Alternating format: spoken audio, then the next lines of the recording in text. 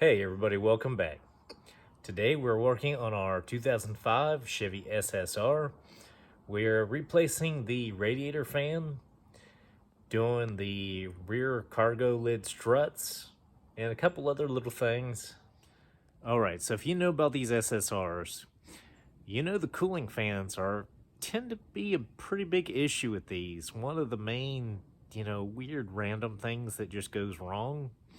So this right here is our factory cooling fan. This is an upgraded one from Simple Engineering that we're going to be putting in here instead. So this is our factory cooling fan for the radiator.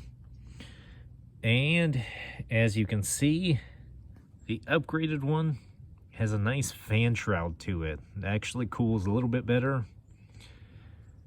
So we'll be doing that, putting this new one in here. It is a plug and play specifically for this SSR. The factory cooling fan is kind of outrageously priced, and our one from Simple Engineering, this upgrade here, is about half the price. So we're going to go ahead, put this one in there, and see how it works out for us. So to get started here, we take our trim panel removal tool. We hook each clip, press it up. To remove them, we just pull them out. We have a 10mm nut on either side here, and then we have two T30 Torx screws on either side to remove this. That way we can lift these little edges up with the foam to slide this panel out, because you have to lift it up over these bump stops and wiggle it around this latch here. So to take our intake part off, we have two Phillips screws, one on either side. We have a slotted screw right here for our intake tube. And then we have our plug that plugs into our air sensor here. You just slide this little gray locking back and you can press it in, unplug it. So at this point, we take our two 10mm bolts off our main part of the airbox, and then you can remove it. So for me, the best way, just to slide it down, which would be our driver's side down first. Slide it down in here, and you can start turning it. And from there, you can wiggle it directly around our radiator hose. If you see that little catch it sits in down there, we just have to flip it back around.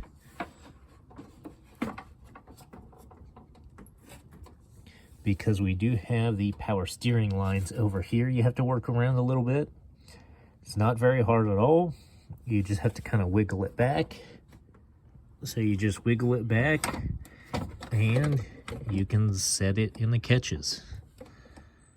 So to latch this in place, we actually have to remove this little top upper radiator support here. So for me, I'm going to remove these four that this latch plate mounts to. So we'll take these four 10mm bolts off. That way we can lean this latch back. And then we have 6 more 10mm bolts right here and 2 up here. Alright, so after you move this top radiator support, this fan just kind of locks in here pretty tight. I mean, as you can see, there really isn't a whole lot of wiggle room.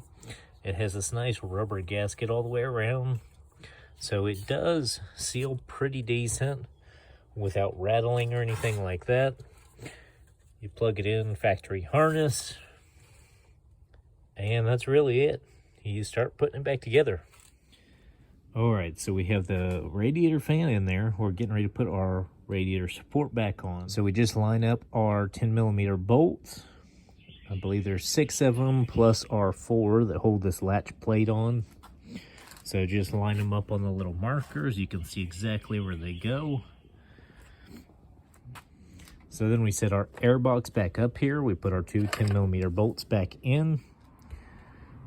So next, we slide our airbox down in here. We put this little ledge here underneath our radiator hose. The hose rests on top of this ledge. Then we have 2 Phillips screws that go in here. As you can see that, they line up, one on either side. And obviously we have this locking plug here. You slide the little gray part of it out, and then you can press it in right here. So from there, we take our plastic cover, slide it back in just like it came out. So then we have to put our T30 Torx, 2 screws on either side back in, a 10mm nut on each side, and then we have 2 push clips in the front. So we're all back together. All right, so we got it running, we got it to temperature. The new fan's doing pretty good. So that's all for today's video. Be sure to like, subscribe, follow along if you want to see what we got going on next.